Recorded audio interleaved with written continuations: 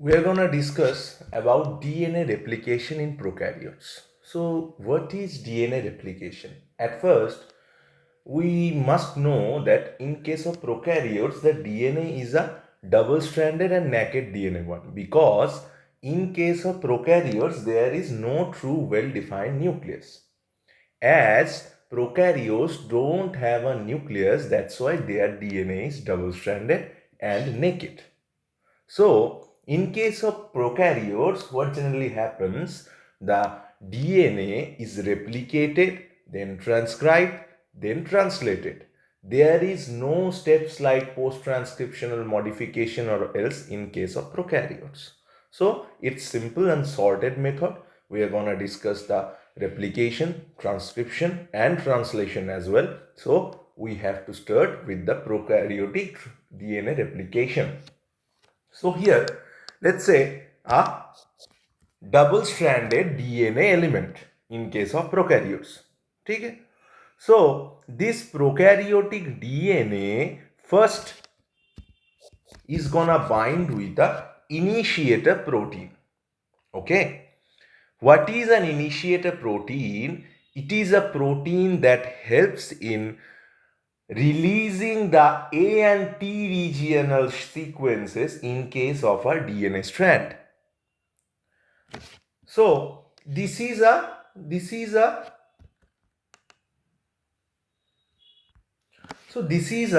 DNA protein. Sorry. So this is a DNA molecule,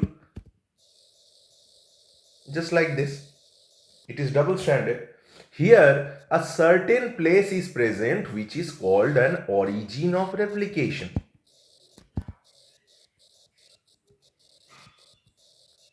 What is origin of replication? In case of a DNA, there are 4 different nitrogen bases. Those are adenine, thymine, guanine and cytosine. Of these, A always binds with T via double bonds and G always binds with C via triple bonds. So, we can see that the double bonding will be weaker than the triple bonding. So, when a DNA replication will be started, because the DNA replication model is a semi-conservative one. What is a semi-conservative model? The parent DNA strands gonna separate and both the parent DNA strands will make their own new strands and they will make two different DNAs. Okay, in case of a semi-conservative model of DNA, the parent DNA strands gonna separate and they will make new strands with them, and as a result they will make two new DNAs, of which one of them will be a parent strand and one of them will be a daughter strand. So this is the process of semi-conservative DNA replication. So to start the process of DNA replication, we have to unwind the coil structure of a DNA. And how can we unwind the coil structure of a DNA? By digesting the nitrogenous bases present in the DNA. What is the structure of DNA? There is phosphoric acid, there is a pentose sugar, and there are nitrogen bases. Normally, the nitrogen bases are bonded with each other in one position. In one position of the pentose sugar molecule, there are bonding between the nitrogenous bases. This is holding the structure of a DNA. So, if we have to unwind the structure, we must unwind the DNA nitrogenous bases first. So, what are we doing here? We are using a protein that is called an initiator protein that is digesting the bonds between adenine and thymine only, because these bonds are weaker. That's why in the origin site or origin of replication site, the site is generally AT rich region. In this AT rich region, this initiator protein gonna bind and it will unwind the DNA and form a replication bubble. What is a replication bubble? The bubble is the unwinded part of the DNA which is just unwinded by the initiator protein. After the unwinding process gets done, then two other proteins gonna come there. Just like any other process of molecular biology, replication also have three steps. That is initiation, elongation, and termination. So let's point out. First is initiation, then is elongation, then is termination. So at first we are talking about initiation, where the DNA molecule is binded with the initiator protein and replication bubble is formed. After the formation of a replication bubble, the DNA helicase and DNA guidase proteins will come there and attached with the DNA. Just like this. This yellow one is DNA helicase and this purple one is DNA guidase.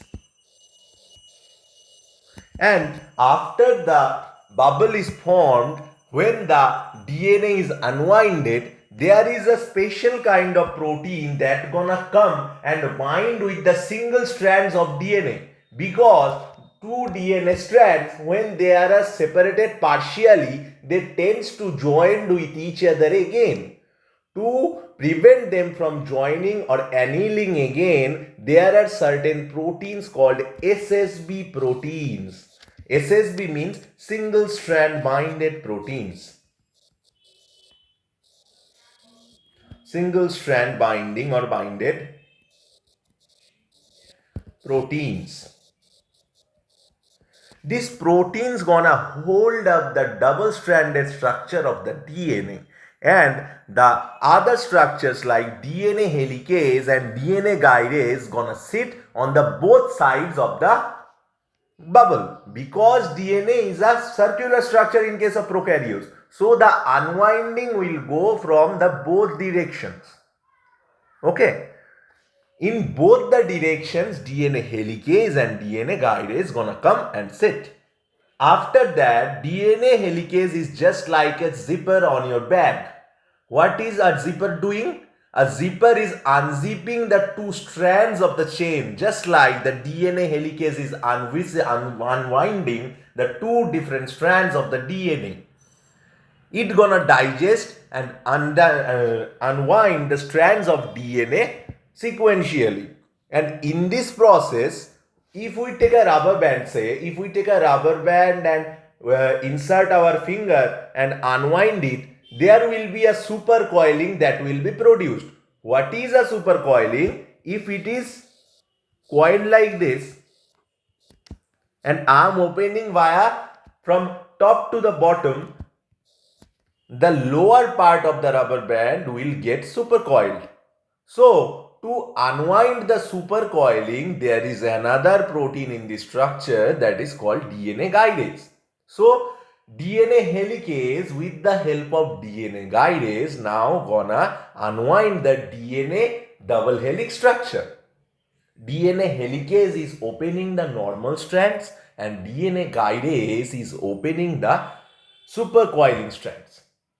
Okay, so let's take one side of the DNA.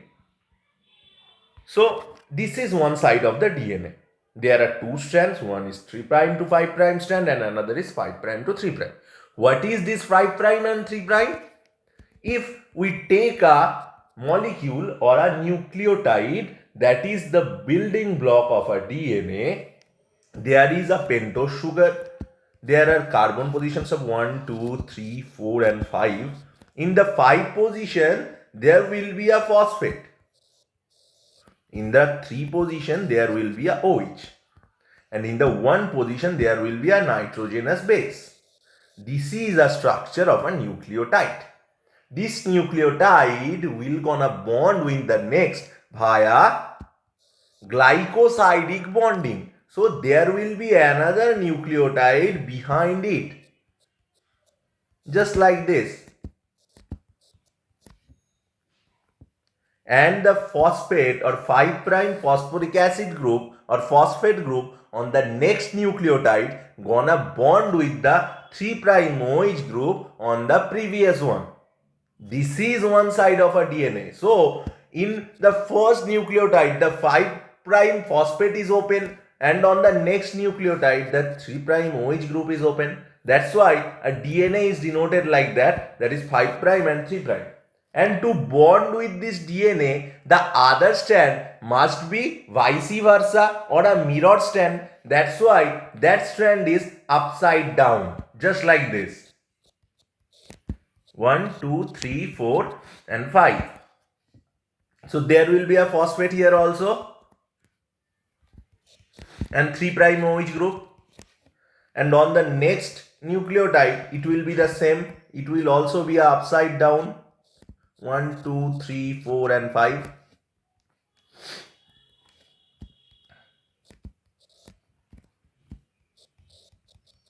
So same glycosidic bond between phosphate and OH group will be seen.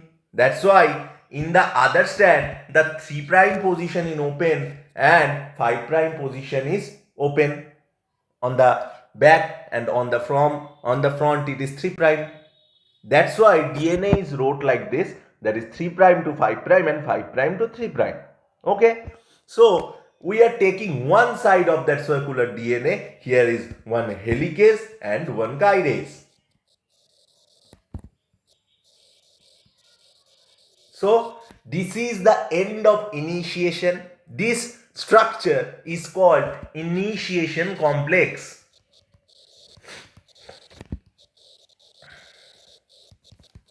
After the formation of initiation complex, the elongation will gonna start.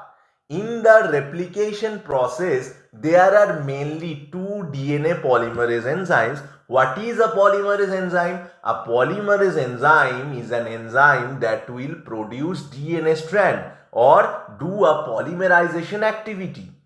Okay, in case of DNA replication of prokaryotes, there is two mainly polymerase enzymes. Those are DNA polymerase 1 and DNA polymerase 3. In between this, DNA polymerase 3 can produce strands in both the directions, like 5 prime to 3 prime and 3 prime to 5 prime. Sorry, DNA polymerase 1 can produce 5 prime to 3 prime and 3 prime to 5 prime, and DNA polymerase 3 can produce only 5 prime to 3 prime. There is a difference between two also.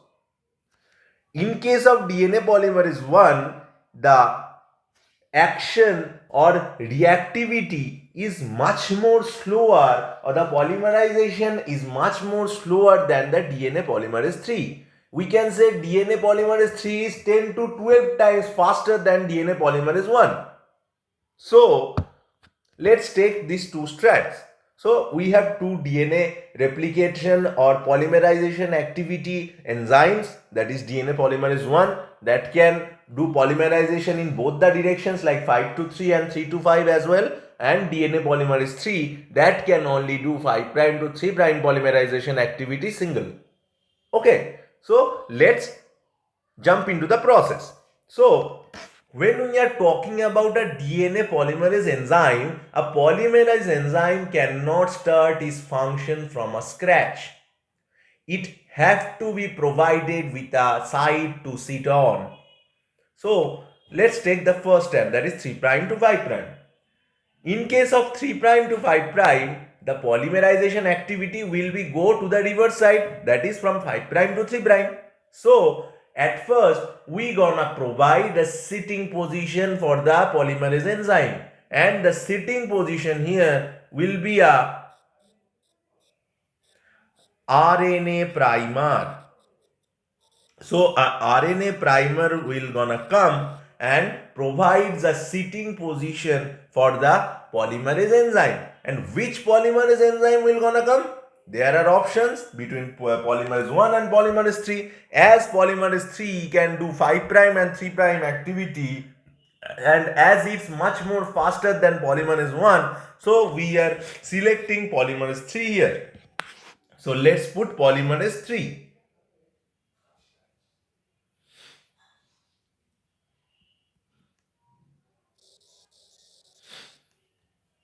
So polymerase 3 will gonna come and polymerization will gonna start. The new DNA strand from polymerase 3 will be produced from 5 prime to 3 prime direction, and it will continue with time. So the above strand, that is the 3 prime 5 prime mother strand, will gonna produce 5 prime to 3 prime daughter strand, and here the polymerase 3 will do the polymerization activity uninterruptedly. So this strand will be produced very much easily or without any separations or preventions. This strand will be called the leading strand of DNA replication, the leading strand. But we have another strand also, that is 5 prime to 3 prime. In this strand, the polymerization activity will the 3 prime to 5 prime. And for this, we have only one enzyme, that is DNA polymerase 1. That is much more slower. So we cannot use a much more slower enzyme when we are producing two daughter strands, because the time gap between these two strands will be much higher, and that may leads to a mutation. So we have to use other DNA polymerization enzymes to fulfill the process. So we are using DNA polymerase 3 in a different way.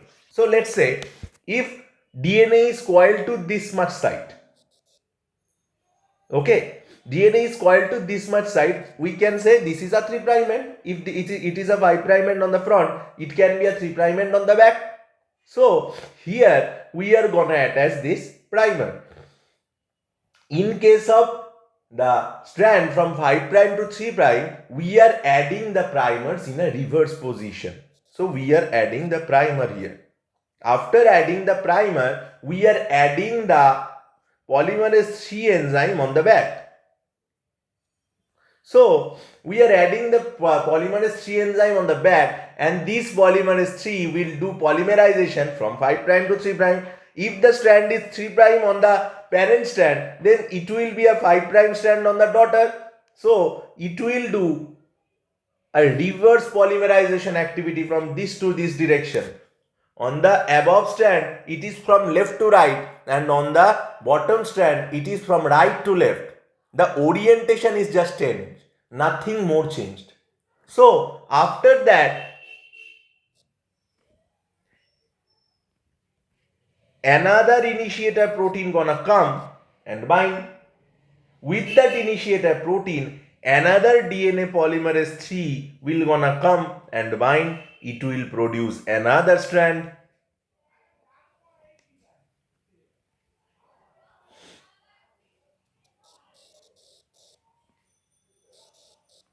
So DNA strands are here produced in fragments.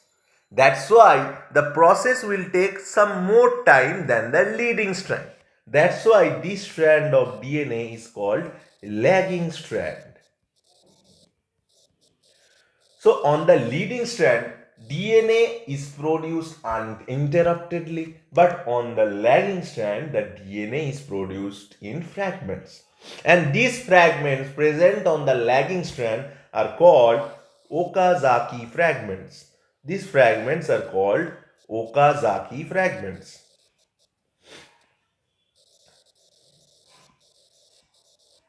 After the formation of DNA molecule or DNA strands, DNA polymerase 1 will gonna come.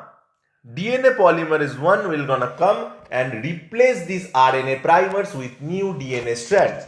So DNA polymerase 1 will come. So here is DNA polymerase 1. Here there is also polymerase 1.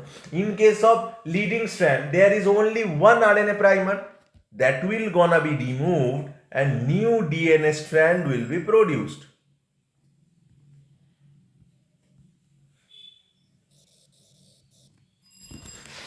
And in case of lagging strand, there are a number of primers that will be removed by the same process and will be replaced by new DNA strands that is produced by the DNA polymerase 1.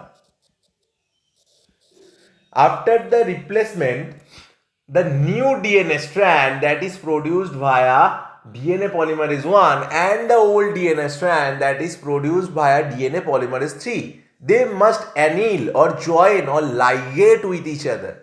That's why our next enzyme will gonna come. That is called DNA ligase. DNA ligase. This DNA ligase will gonna come and ligate the structure together. What is ligation? Ligation means annealing of two strands. Ligate will gonna come and ligate will anneal the strands, the new produced DNA fragments and the fragments that is produced prior to it. After the ligation, we will have uninterrupted strands in both the direction, that is in the leading and the lagging as well. After the completion of this process, we must terminate this one. And how the termination occurs? So we have discussed the initiation first, then the elongation. Now let's talk about the termination process. What is happening in the termination? So at the time of termination, when the helicase and guidase is unwinding the DNA strand, there will be a sequence called TUS binding sequence. TUS is a protein that helps the DNA in termination. So there is a TUS binding sequence that will come. And this sequence is called TER sequence or termination sequence. After the TER sequence will come, the helicase and guidase activity will stop at that time. At that very time, it will be stopped. After the activity of helicase and guidase stops, the TUS protein will gonna come there. And after the TUS protein comes, it will kick out the helicase and guidase from that site. So what is happening?